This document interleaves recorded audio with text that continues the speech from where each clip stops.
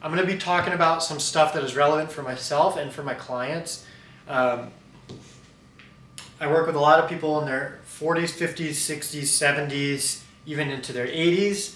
I have clients who have Parkinson's, Alzheimer's, dementia, and then a lot of guys who are just, in their 40s, 50s, 60s, and like their body's starting to get away from them, and it's quite uncomfortable. It doesn't feel so good. So particularly what we see a lot of is low back issues and knee issues. I also see a lot of hernia issues in the groin, abdomen region.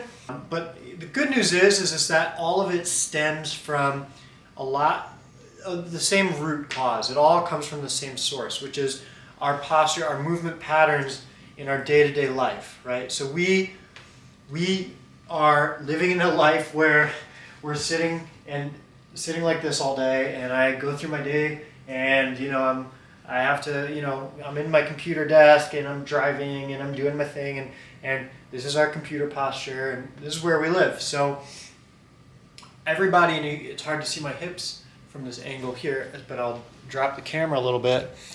But our hip position nowadays ends up being either, some people, very rarely people are going to be hiked up into this, like, this is called an anterior tilt, and this is a posterior tilt. So very rarely are people hiked up into an anterior, walking around like this, right? I apologize that I'm a talking head without a body here, or I'm a talking body without a head. Here, hiked up, here, walking around. Most people aren't like that, right? Most people are walking around like this, right? Because we sit at desks, and because we drive in our cars, and because our back and our hips are completely shut off, it shuts this whole trunk system down. And it all stems from the ability to swing the hips back and forth, and then that spinal mobility to go back and forth and create stability between multiple positions. So this is basically the bread and butter that I work with with all my clients. Most of our issues come because we lock down. We're basically not moving. So we shut down movement in various directions. Most of the time we get trapped in this posterior tilt, but it's a pretty it's a disengaged posterior tilt, okay? Posterior means, like, think I'm sitting at the desk, right? Posterior means the back side, anterior means the front side. So it's a tilt towards the back side versus a tilt towards the front side. That's all it is. Fancy language for saying anterior is a frontward facing tilt, posterior is backward. The difference is in a posterior tilt, in an engaged posterior tilt, I have my glutes squeezed, I have my abs squeezed, my groin is going to be a bit engaged here, and this is an engaged position. So for example, this would be relevant if I come up with weight overhead. Let's say here, I don't even need to do it this heavy because this is a little heavy. This is about 70 pounds, 65. But if I come here, right, boom, up and over, boom. I need to secure this here by locking my hips in to position, right? Here's, you can see. The second, though, I dropped into this squat, this is a perfect example. I'm sending my hips back into an anterior tilt in order to support my spine as it drops into a squat, right? So a squat is a position where we go into an anterior tilt, but in this top position, I'm going to be in a posterior tilt, okay? Why?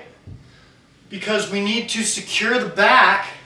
We need to create, our body is looking to do nothing but create stability at all times. So all we're looking to do is create stability in various positions and forms using various muscles and with a bunch of different arrangements, essentially. And that's what compensation is. That's what compensating is. That's what we're doing when we're compensating for something, is we're creating stability in a way that's not ideal, but is a way that the body needs to get it done now. I need to get it done. I know it's not the best way. I know it's an expensive way. I know it's not, it's not ideal, but I need it done now, pronto. And so it will do something in order to create a compensation in the body to create stability. For example, I have a couple clients here who have collapsed ankles, okay? Hard to see on this screen here, but if you have an ankle collapse, then what happens is that your knee collapses in. You lose stability in your trunk when your ankle collapses in, right? And so what happens is people spin. If this was my ankle and it collapsed inward, that knee would dive in, and what happens is we spin the foot out in order to create stability. So we'll spin that foot out in order to create stability, but then we're walking around like a duck foot, and we have these big wide duck feet, and then we're doing all sorts of other crazy stuff. It's like if you get on a medication, and then because you're on that medication, you have to get on this medication, and then because you're on that medication, you have to get on this medication. So it just becomes this chain of events. Whereas if we can go back to the beginning, nip it in the bud, create the right movement patterns, the right abilities in various places, and the important trunks and the important parts of our body, right? Like the hips, the spine, the shoulders, really all the joints, but they all are connected. And so when you get to work through them, right, when you get to actually approach them in this way, they all start to heal. They all start to fix themselves. My clients are like pretty amazed. And I'm not saying it's me. It's not like I have any magic sauce. It's just a matter of training functional movement patterns that enable the body to stack correctly, load correctly. Like for example, if you're doing a squat, we want to load the body correctly so that we're not wearing the knees out, so that we're not stressing the lower quads or the knees too much, that we're sending energy and loading properly into the glutes, into the hamstrings, into the groin, into the adductors. Okay, so what we're getting at here is a matter of engaging with the body in a proper format, okay, so that it can be loaded correctly. We want to stress the body. We're looking to stress the body. We just need to stress the body in ways that it can handle it. In this position here, right, the hip tilt, boom, boom. Anterior tilt, posterior tilt, right? Both positions are good. It's not that one position is bad and one is good, or I should be in this one always and I shouldn't be in this one always. They're both very necessary positions. Like I demonstrated, in certain positions I'm going to need to have a posterior tilt in order to secure my spine. In other positions I'm going to need to be in an anterior tilt to support my spine. The spine is like a pencil. If you drop a lot of vertical pressure on it, it's like this wooden stick. If I drop vertical pressure on it, I can load it quite heavily without doing anything. I'm just going to hurt myself at some point because I'm just loading into my hand on this vertical staff, right? As opposed to if I were to just, boom, I would just break this stick in half, no problem, because this is not designed to take load horizontally, right? It's not supposed to take perpendicular load like this. It's designed to take vertical load like this. It can take vertical load. It can't take horizontal load. Your spine is the same thing. So in certain positions, if I flip my hips to the wrong position, right? If I'm overhead with weight and I'm in an anterior tilt, right? What's going to happen? I'm only bending down because I'm trying to get into the frames. That's probably not good because I'm demonstrating it not in the right position here. Let me fix this. Okay, so if I'm, the challenge is it's hard to see everything, but we'll work with what we got. If I'm overhead, right, and I'm in a anterior tilt, what happens, right? I'm, boom, driving perpendicular load into my spine, right? So if I have a heavy kettlebell, like 65, 70 pounds overhead, and I'm here in this position and I have to hold it, if I get driven this way, like if this kettlebell is driving me this way, and I don't have the support for my back, and my hips go this way, I'm driving horizontal load into my back. That's going to be very damaging for my back, okay? and I'm not going to be able to accomplish what I want. Forget it. First of all, you'll get injured. Second of all, even if you don't get injured, you're never going to accomplish the goals that you want because you're not hitting it in the right positions, not in the proper actual framework. It's not the right. It's not the right structure to hold that weight. Okay, so it's physics. It's geometry. It's physics. It's just these kind of basic sort of mechanics, push and pull, but it can be complicated if you don't know it or don't. For a lot of people, I understand that the body is like a big mystery. It's very confusing, and you don't really know what to do. It's kind of scary. It feels like the back might give out at any moment. The back's kind of scary. Some people have given up on their dreams. That's terribly sad.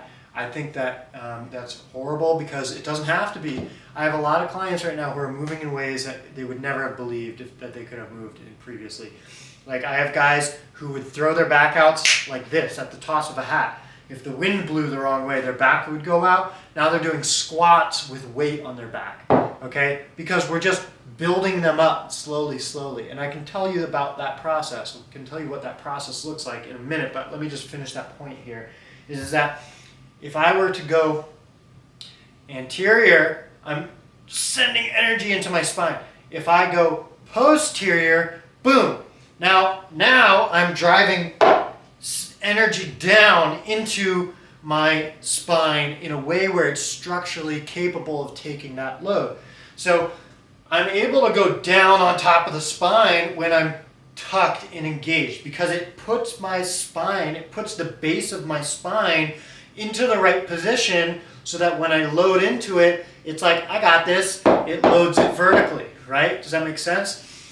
Versus the opposite position, if I go into a squat, for example, now I have the camera issue again, that's okay. Work with me, I'll be patient with this, you guys be patient with this, I'm just getting going, okay? And you guys might be sick of me saying this, but as the guy who's filming this, I'm like, man, it's not perfect, I hope people don't mind, whatever, so hopefully you guys don't mind. But anyways, so when we drop into a squat, okay, we're not going to be in this tucked position, right? We're going to have to send our hips back. So here we go, dropping into a squat. You're going to see how my hips flip, okay? So we're going to be here, tall, overhead, tall, tucking the hips, dropping into a squat. I'm sending my hips back. And now what happens? If I have a load on my back, right? If I have a bar on my back, right? And I'm squatting down and I have weight, let's pretend that let's just make up a number, it weighs 100 pounds. Not very much weight, but enough weight to demonstrate the point, right? If I'm here with a bar on my back with 100 pounds on my back, I'm squatting down here like this. If I'm in this position, you can see how, boom, that's horizontal pressure, boom, I'm going to break the stick that way. So we're horizontal pressure here like this. If my hips are under me and they're not engaged, I need to drive my hips, I need to flip my hips, drive them backwards.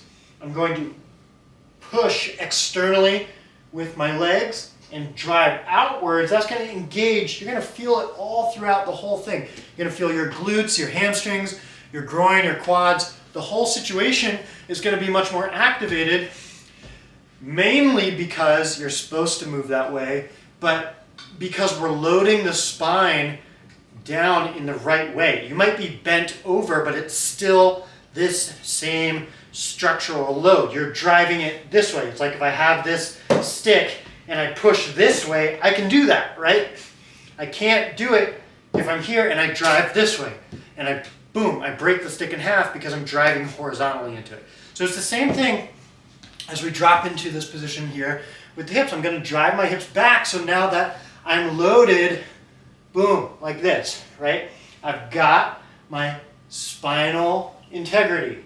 I've got the integrity to be able to lift this with the right thing, right? So and then when we have that, now the stress and the pressure gets driven into these muscles, and that's how we grow these muscles. That's how, those muscles get activated. It also takes a lot of that pressure out of the knees. So So there's, I mean, we can talk more about proper squatting mechanics. That's a different thing. But my main point is about the hips and the spine.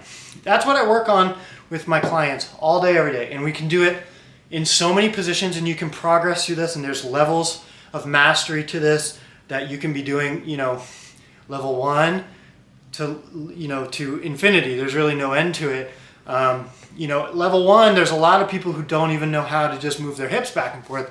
In the beginning, oftentimes what clients will do is it'll be, instead of doing this, which is like a pelvic tilt, like this, boom, boom, they don't know how to do it, so they'll be going back and forth like this. And it's not a back and forth, it's like if your hips were a rotisserie chicken and they were spinning like on the spigot, they were just like spinning like this. They would be here, boom, spinning on the spigot, boom, here, here, here, here. And so what that does is it enables you to, you know, get into all of these positions. So one's not better than the other. Some people will ask me, what is one better, you know, is posterior tilt better or anterior tilt better? It's not better or worse. They're just necessary positions for different positions, or necessary hip positions for different bodily positions. So it enables us to get, the main point is that it enables us to create structure and stability for the spine. Now, we can definitely bend the spine and draw weight with the spine in a bent position. But for most people, they don't have the strength and the ability to do that quite yet, because they haven't built up their spine in a way, and their hips in a way, to be firing correctly, where everything is working in harmony together. Here's what usually happens. Usually what happens with clients is that there's an issue. Their body can't really function properly. Usually the base level movements in terms of like deadlifts, squats, overhead press, shoulder mobility, being able to activate and move all various sorts of muscle groups and get into positions is not up to par. Usually they're lacking in some area, and usually there's one major weak link. So each person may have a very different weak link, and that will be contributing in different ways. But what happens is typically there's 3 levels to it. There's usually, and I was just working on this with somebody today. I was working on all day with clients today, but specifically this was very relevant for one of my clients today. There's basically 3 levels. One is going to be like a cognitive response. Okay, so first is like, can you actually tilt the hips like that as you want to? It's like a call and response. I want you to do X. Can you do it for me? Yes, it comes back and then gets the job done. So it's that like neural link ability to call and response and have it respond to an action. A lot of the times we don't have awareness around certain muscle groups, and so it's just not there, and we're not able to actually get the response that we want from the muscle groups. It doesn't have anything to do with muscle, it doesn't have anything to do with flexibility, it doesn't have anything to do with ranges of motion. It just has to purely do with cognitive awareness and ability to tune in and connect with that part of the body. Like for example, we said here for the hips, so it's here, here, right? A lot of people, and you might not have this if you try that and you don't have an issue. Great, you don't have that issue for that part of the body. Maybe you'll have it for a different part of the body. We all have it for certain parts of the body right now. I've been working on my lower traps. I have kind of weak lower traps, and that's something that I've been personally working on a bit lately. That's been very relevant for me because I've been overcompensating more with my upper part of my back as opposed to like the mid-lower. And so, we all have certain areas that we are like not totally online with. So for some people, it might be the hips. For some people, it might be the ankles. For some people, it could be any part of your body, and they all have a downstream effect. So the first thing is going to be an awareness so that we actually can get a response from it, okay? Like I want it to do a pelvic tilt, and it can actually do the pelvic tilt, okay? Number 2 is going to be the muscular strength of it. So that's a separate that's a separate piece outside of the actual neural kind of brain-body connection. It's the actual ability to lift a weight. It's right. It's like, okay, great. So now you can move the hips. Now can you do it with a load, right? So oftentimes what happens is that people, once they build that neural connection, then they can do it minimally with a load or maybe without any load. I would put them into, for example, I would put them into a position, if they can get this pelvic tilt here, then what I would do is I would drop them into like an RDL or a stiff leg deadlift here and say, I want you to hold this position. We're going to be active here, holding this position. No weight, nothing here. I just want you to hold this position with a flat back. Somebody who doesn't have a very strong back or a core or strong this region of the body is going to quickly slip out of that. Their back's not going to be able to hold it. So the first part is just being able to get here. The first person might go here and be like, I'm doing it. And it's like, no, you're not doing it. We got to get the hips back. So the first thing is being able to call and respond and get the hips back. Second thing is the strength to be able to hold it. The third thing is the flexibility to get into certain positions. You might have strength to hold it, but then you might be limited in terms of your range of motion and flexibility to actually get into those positions. This is a pretty tall position. There's not really a flexibility factor when it comes to like holding an RDL, for example, like a high RDL, like a 45-degree angle. Like basically everybody can hold this. This is like a very entry-level position of saying like, I want you to get into this position. We're going to be in an anterior tilt with the hips, and we're going to hold this 45-degree angle for 10 seconds, and I don't want the back to slip, right? I don't want to see any like boop, like slippage right here, right? I want this to remain intact. Now, that's cool. Almost everybody can do this from a flexibility standpoint. They might not be able to do it from a strength standpoint, but from a flexibility standpoint for sure. So now when we go, but this comes into play when we start working into a squat. So if they are going into a squat, they might not have the flexibility to go all the way into a squat. They might be limited by their adductors or their groin to be able to drop into that full range of motion. So the process is one where we're working on this complete picture, which is bodily movement and functional movement using the body in the way that it's supposed to be used. And we have to hit it from multiple angles. So first is going to be this brain-body connection, second is going to be strength, third is going to be flexibility. And so that's kind of, the process, what we do. Usually the good news is it's kind of an 80-20 in the sense that everybody lives in a modern world with sitting in computers and cars. So most of us have more or less the same issues. But everybody's going to have a different permutation of that because of 1,000,001 reasons, because you're Jim and I'm Bob, and because you're tall and I'm short, and because you played sports and I didn't, and because whatever. So there's always going to be 1,000,001 permutations of it. But by and large, a lot of people now have similar problems, but obviously it doesn't all fall into the same bucket. There's definitely plenty of other things going on, and that can happen with the body. But this is just, by and large, a very popular one. If you're going to be like 80-20 working with the body, work with pelvis and the spine, trying to find some pelvic tilt, swing, trying to create stability for your spine in various positions. And you can do that all throughout the day. You can do it while you're driving, you can do it while you're eating, you can do it while you're working out, you can do it while you're doing whatever.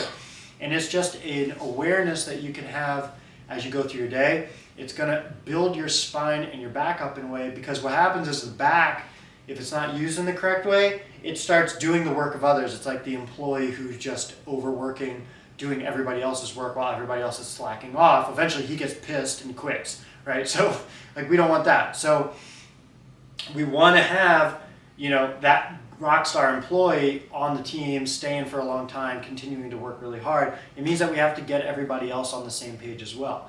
So that's what we're doing. That's what the back is. The back is the rock star employee because he's so flexible and dynamic, because he can go wherever. He will go into all of the various positions in order to compensate. But he's not truly supposed to compensate in all of those ways. He just has the ability to, and so he does. But it's not ideal, and the back is supposed to be used in other ways. Now, obviously, there is an intentional design around like that mobility in the spine and using it, but we'll have to get to that when we build a stronger back, stronger movement fundamentals in general. So that's that. Hip tilt and spinal mobility, proper positioning. That's a wrap, and we'll check in next time.